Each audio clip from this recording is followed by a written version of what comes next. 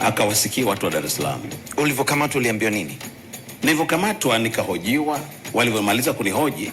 Kuhoji kuhusu nini? Kunihoji kuhusu mambo mbalimbali ya mitandao. Wakawa wanaandika kwenye makaratasi. Wamemaliza jioni, nikapelekwa lock up hapo Mbeya. Baadaye usiku nikaitwa Mwandambo, nikafungwa pingu, nikaingizwa kwenye... Walikuwa ni polisi, wamevaa nguo za polisi na vitambulisho? Walivaa kiraia, lakini nawafahamu kama ni polisi kwa sababu mimi ni mwenyeji wa Mbeya na wale polisi wa pale Mbeya. Kwa wakanichukua kunipeleka kituo cha polisi cha Inyala, na kiko tofauti sana na kituo cha polisi cha Mbeya. Kituo cha Mbeya ni kizuri sana. Cha Inyala kiko yani selo ya kutunzi, ya kuwaweka watu.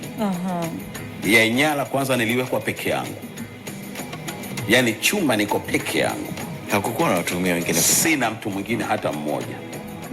Yes.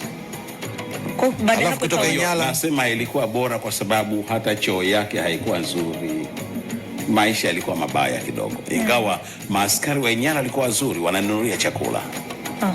Yes, kwa hiyo nimekaa Inyala Jumatatu jioni, nikashinda Jumanne, Jumatano mchana wakanichukua kunipeleka Iringa. Askari wale waliokuchukua Mbeya? Wale walinichukua Mbeya. Ndio wakanichukua Inyala pale. Wakakwambia wanakupeleka wapi? Waliniambia kwanza, kabla sinatoka Mbeya, kuna askari ananiambia hii safari na Dar es Salaam. Kabla hajaniweka Inyala. Kwa wamenichukua pale, akaniambia nakumbuka, nilikwambia Dar es Salaam, nikasema nakumbuka.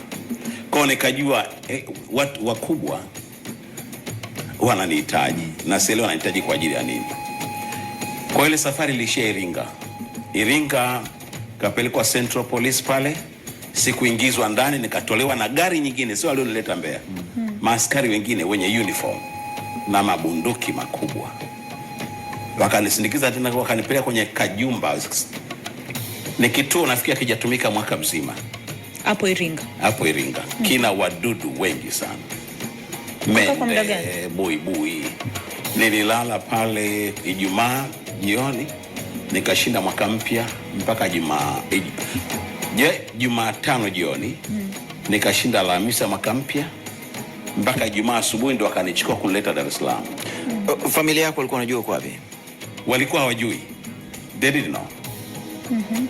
Mpaka nilipopelekwa kupewa dhamana mahakamani hapa Dar es Salaam. Yes. Polisi ndio kwa mara ya kwanza akanipa simu niongee na familia yangu, kwa sababu mahakama imeruhusu nipate dhamana.